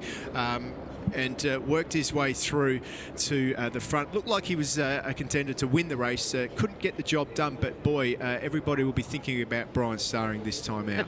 I'm just wondering, Brian Starring's post-race comment after race number 1 is he was more confused with the tyre temperatures they need to use, but simply because he didn't really know what the story was there. But Wayne Maxwell, he knows what the story is. He starts from pole position with Troy Herfoss, and Troy Bayliss joining him on the front row of the grid. Josh Waters heads up row 2 with Daniel Falzon, the man we were speaking about just before, in 5th position. Jamie Stouther, 6th, and what a ride he had last time out. He certainly did. He's had 2 top 10s so far this weekend, with Brian Starring on the podium, a DNF yesterday afternoon, on the podium today. He'll start from row 3. Marcus Kyoto starts row 4 with Arthur Cece's. He's been near the front, and Mitch Rees. Kyle Buckley, Matt Walters and Mitch Levy start from row 5, with Ted Collins, Brad Swallow and Sam Lambert unfortunately won't be taking up his position after being injured yesterday. Mason Coote starts on row 7 with the local Willie Strugnell and Aidan Coote in 21st position. Yeah, Lucas Vitale also back on the grid after the incident yesterday, joined by Brendan McIntyre and Adam Christie on row 8. Trent Gibson, Adam Senior and Ben Stronach all the way from Western Australia. Heath Griffin, Dave Barker and Scott McGregor on row 10, with Phil Char, Nathan Spiteri and Ashley Manuel on row 11. Evan Bowles, Con Kokoris and Justin Vella in 34th position on the grid as the boys come back to line themselves up in their positions. And what about Bayless? He's gone the other way. So when he goes the other way, anything can happen. Well, the other thing was that you saw Troy Bayless make the wrong decision with the tyre temperature or pressures. You see Brian Starring make the right decision. Track temperature and everything has changed once again. Who's going to have got it right in this one as we prepare to go racing? Yamaha Motorcycle Insurance, Superbike class, race number 3 at round 3. Getting ready for the action to get underway. Look at the concentration. There you can tell by the body language from Wayne Maxwell. Great start from the front row of the grid. And also Brian Starring looked like he got a cracking start as well. And he'll be up there. But who's this charging through the field? My bet it is Arthur Cece's on board bike number 61. Absolutely, Arthur Cece's once again. And he is a good starter. He leads into turn 1 for the first time. What a great start by Arthur Cece's. Well, he's done it 3 times out of 3 so far. He's been up the front. Herfoss goes around the outside of Arthur as they come through the right-hander and drive up over the hill. Troy Bayless is right in there as well on board bike number 21, the Desmo Sport Ducati. And is that Wayne Maxwell right behind, or is it? Yeah, it is Wayne Maxwell with Daniel Falzon right behind him as well. And look who's behind. It's Jamie Stover on board bike number 27. Well, how many Australian championships are in that lead group? There's too many, way too many. Jamie Stafford said he wanted to work his way up towards the front, and he's done that. But where's Josh Waters? He's down the pack. He's in 8th position. Not the start that he wanted. And I would have thought that Wayne Maxwell would have been further up than that after the launch that he got off the line. It was perfect. Daniel Falzon's there too, the South Australian in 5th position, and Brian Starring in 7th, just in front of Josh Waters. Glen, Allerton and Alex Phillips in the top 10. Yeah, Allerton right on the back of Josh Waters as well as they come across that little crest. No one doing the big wheelies that you suggested in your track preview earlier on, Steve Martin, as they turn right and head up over this crest, then change direction to come round on the left-hander that brings them back into full view of the pit garages, across a little bit of a crest and then down the hill. It is a great ride once again from Arthur Cece's, and I'm sure that the local fans are enjoying watching the former Moto3 front runner up here now on a superbike in Australia doing a great job. And Troy Herfoss, man that's won Australian Supersport Championships and Australian Superbike Championships, lead from the 3-time Superbike World Champion Troy Bayless. Wheelies are fun but slow, Phil, so we won't see these guys doing too many. But I'll tell you what else is fun. Watching Troy Bayless monster the back of Troy Herfoss out there at the front of the field. But Arthur Cece's is doing a great job at hanging on there in 3rd position. Yeah, I don't care how much experience you've got on a superbike. I've just grabbed mine by the scruff of the neck and riding the wheels off. It seems to be his motto this weekend. There's the 2 Yamaha teammates this weekend running the Bayless takes the front. Bayless hits the front. Right, you see how early he was on the gas there. The back end of the Panigale 1299 final edition starting to move around all over the place. And let's hope that he can keep this pace up. Fastest man from a standing start was Troy Herfoss with a 1:57 flat. And let's see what he can do now. He looked very menacing, did Troy Bayless, and he's in front of Herfoss. I don't think Herfoss will be too bothered at the moment. He'll be thinking about tyre consolidation, whereas I think that Troy Bayless, he's feeling good. Oh no! Matt Walters looks like an early end for the Swan Insurance Rover Coaches Kawasaki Connection machine. Hasn't had the best of weekends, Matt Walters, so I'm not sure what the problem is there, but at least he was able to tour back to the pits.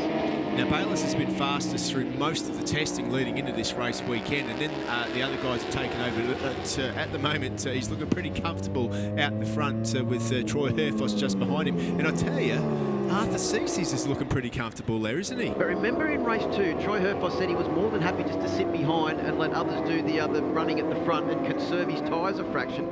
I don't know if Troy Bayless actually knows the meaning of the phrase tyre conservation, because he always seems to be hard on the gas, and you can see him now as they lead across the top of the hill and down the corner. And as we saw, Matt Walters just pulled down into the pits. I believe Emma's down there with him in pit lane. Matt, what was the issue? Just went straight off the start line, clicked 2nd gear, and then it just started free rev, so it's just cooked the clutch, and it's my day over. So that's it. Tough luck, mate. Good luck for Darwin. Thanks. There you go. Unfortunate for Matt Walters. That's not the sort of thing you can really plan for either, Steve, is it? Yeah, no, it's definitely not. But you've got to say that, at least he'll be back up there in Darwin, and good to see. But the team Yamaha boys are just falling back in the pack there a little bit.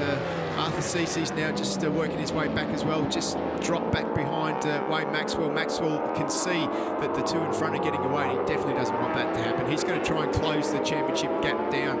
As it stands now, he's 150 points. That's 18 points behind Troy Herfoss, so he really can't afford to let Herfoss finish in front of him this time out.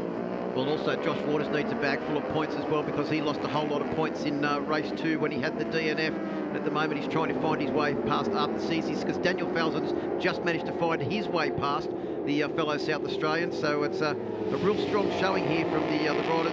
The SA Motorcycle sponsored rider doing a great job on board his Suzuki GSXR. Speaking of that, Suzuki GSXR, he's got the reigning champion on board the Team Suzuki X-Star Australia machine, trying to find a way past now as well. Yeah, absolutely. Josh Waters having a much better time of it this race than he did in race 2 this weekend, where he DNF'd. Good to see him there, but I'm pretty sure that he won't be pretty happy. He won't be happy at all to be behind the young South Australian Arthur Cecil. He wants to be somewhere up near the front, and that gap is extending at the moment. 53.2, fastest man, fastest lap last time out was Troy Bayliss. 53.6, second fastest, and that was Troy Herfoss. So the fastest man on track is our leader at the moment, but that gap seems to be coming back down. You can already see the Panigale moving around a little bit, and look at Wayne Maxwell. He's caught up to the back of these guys in an awful hurry. Yeah, the top 4 all in the 53s. The only other rider in the 53s on the last lap was Josh Waters in 6th place. So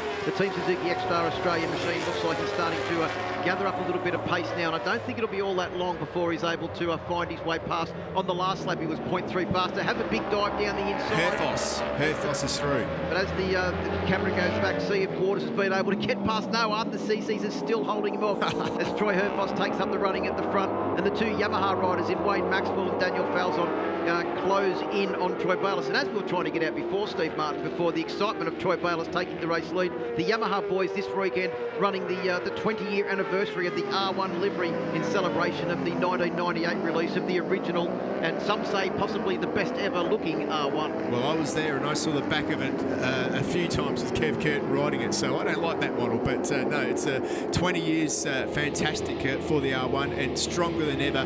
You can just see that 2 of them in the top 4 of this race, but the pack is closing up now, and Josh Waters is past now. He is going to be joining the party pretty quickly. Well, he's only got about a half a second to try and catch up as Josh Waters to get onto the back of Daniel Falzon's machine. Here we go. Look at this. Don't say that number 17 Honda's slow, because the Penrite Honda just went past the final edition V-twin, and in the braking area, Herfoss did a great job. So good slipstreaming there. Everybody up on the got the slipstream of Troy Bayliss there. Bayliss has gone back another spot, but let's head down to Emma. Just watching on with Paul Free from Bend Motorsport Ducati. I know you were really frustrated this morning, made a lot of changes to their setup. He's looking quite strong. He's on the pace, just moved down to 3rd. Yeah, he's going a lot better here. We just had just went the wrong way from yesterday to this morning's race. Just looking for something, and obviously found something the wrong way. But anyway, he's a lot closer in this race. Seems to be holding on to him, so that's all right. Good luck.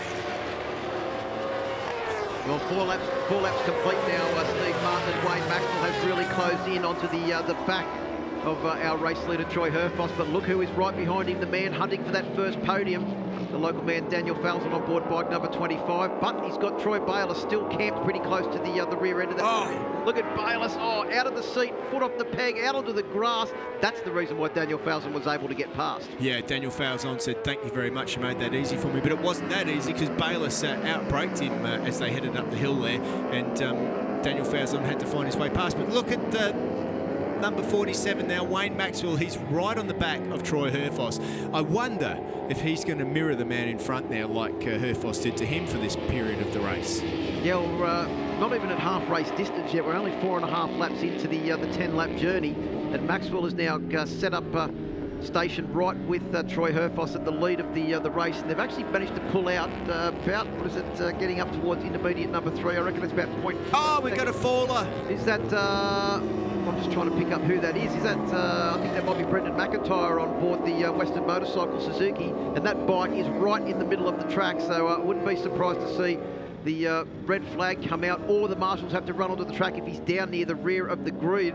and hopefully they can get that bike off the track before the leaders come round and we can continue racing. Yes, bit of a race there to do that, but meanwhile back at the front it is Herfoss, and Daniel Falzon now has put himself into that podium position. It'll be his first podium on the factory Yamaha if he can do that, but I tell you what, the way that he's caught up, I wouldn't be surprised if he wants more than third. Bayless is hanging in there too, though. Well, I think it was only that big out-of-the-seat moment for Bayless that probably cost him a fair bit of drive onto the straight and allowed Falzon to get past, because he then had to try and out-brake Falzon as well, and was probably compromised a little bit. But the good news is that I think Brendan McIntyre's bike has been cleared from the track, and we can continue racing without a red flag stoppage. But unfortunately, Ted Collins on bike number 29, the second of the Next Gen Motorsports machines, has also crashed out of this race as well. But his teammate Glen Allerton doing a great job in 8th position at the moment, behind our race 2 podium man Brian Starring in 7th. Yeah, good to see Glen Allerton back in the fray as well with the factory BMW this time out. There's Team Yamaha.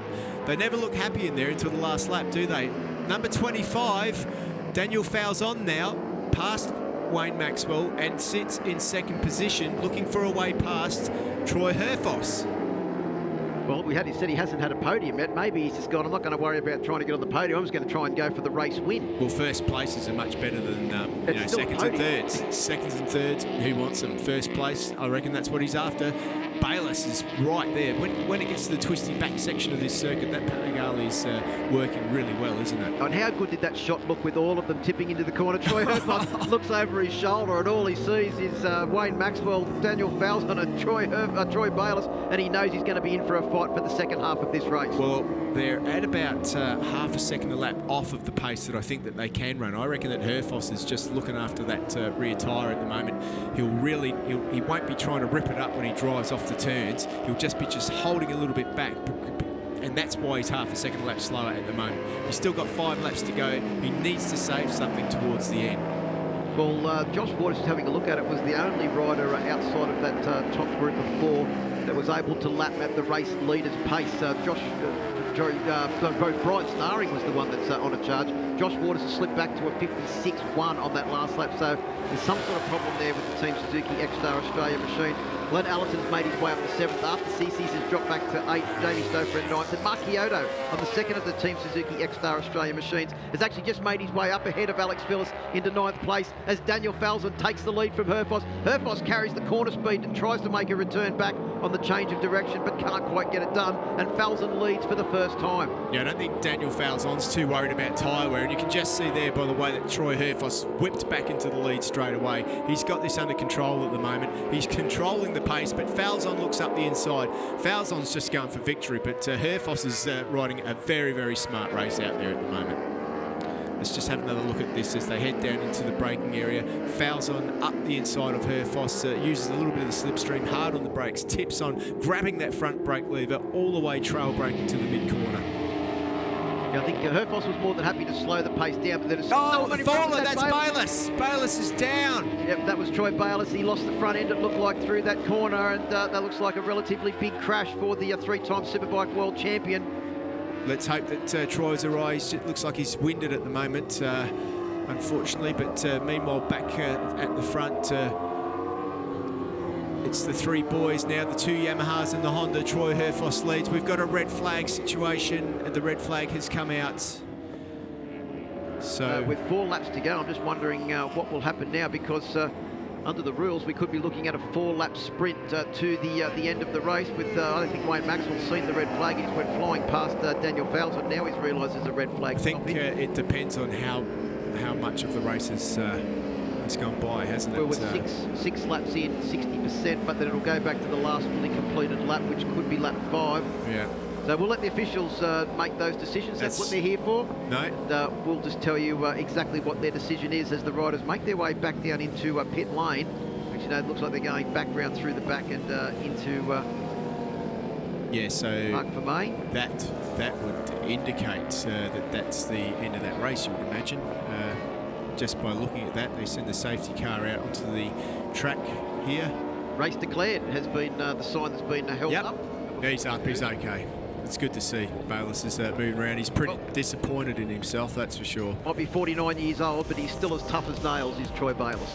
But it is Troy Herfoss that extends his championship lead with 2 race wins over the weekend, ahead of Daniel Falzon and Wayne Maxwell in race number 3. Brian Starring gets a 4th place to go with his podium in race 2, with Glen Allerton, his best result of the weekend, in 5th. Josh Waters in 6th. Jamie Stouffer, another top 10 for the 4 times Australian champion, in 7th place. Mark Kyoto up to 8th. Al Phillips in 9th. And Cole Buckley, I think that's his first top 10 of the year, on board the 2nd of the BC Performance Machines. A great weekend for that team.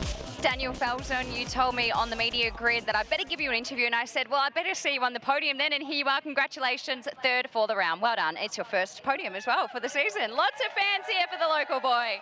Yeah, no, honestly, it's so overwhelming. I feel like I've won the race, honestly. It's to come a new team this year, it's been a big learning curve for me, and the competition this year is so stiff. I've got to thank everyone from my team for their efforts this weekend, and all my fans and supporters that have come out, made the trip even from interstate. It's a great result for our team, and there have been some misfortune from other riders this round that have led to us being 3rd in the championship, but and 2nd in that race. It's a great result for our team and a great result for me personally. Yeah, I mean, that's the name of the game, is collect the points. I was playing a waiting game then because I feel that in the race 2 this morning that I used too much tyre too early. So I was just playing the waiting game, and you never think of the red flag sort of when you're out there. So very unlucky, and you know, it's the way it is. We had good pace, we're in the mix, and happy to come away with the points. Lost a few more points to Troy this weekend, but we're going to go on to Darwin and some other tracks where you know, we're kind of equally strong on those tracks. So hopefully we can just keep working away with the MRR1 and come out on top in the next one. I didn't realise I had Wayne and Daniel behind me. I thought it was just Wayne. I had another bit of a look. I was sort of trying to control the race as well as I could, because I wanted to have a bit left at the end of the race with the tyres and all. And I had a bit of a look back and seen Daniel, and I thought, Daniel's going to be quite hungry for a win here, so I better keep my head down. And yeah, it's a bit disappointing the race was stopped. I really hope Troy's okay. But we had really good pace this weekend, and I felt really comfortable out front. The bike's going well. The Penrite Honda team's doing a really good job. The Pirellis are working good. And unfortunately, no friends and family here this weekend, so my girlfriend Emily's at home watching on TV, I hope. But Mum and Dad are there too. Dad doesn't miss many races, so g'day to them at home. What an epic weekend we've had here this weekend, Phil, and I just can't wait to get up to Darwin, because I tell you what, that is a track that is going to suit a whole different group of guys. The length of the straight, it really is a fantastic circuit. Let's head down to Emma. Thank you everyone for watching. What a fantastic weekend of racing, and of course the championship fight is well and truly on. We cannot wait to see you for the very next round in Darwin, the 28th of June to the 1st of July. Make sure you stay up to date with all of our socials in the meantime, and also with asbk.com.au. Again, thank you very much for watching. We cannot wait to see you in Darwin.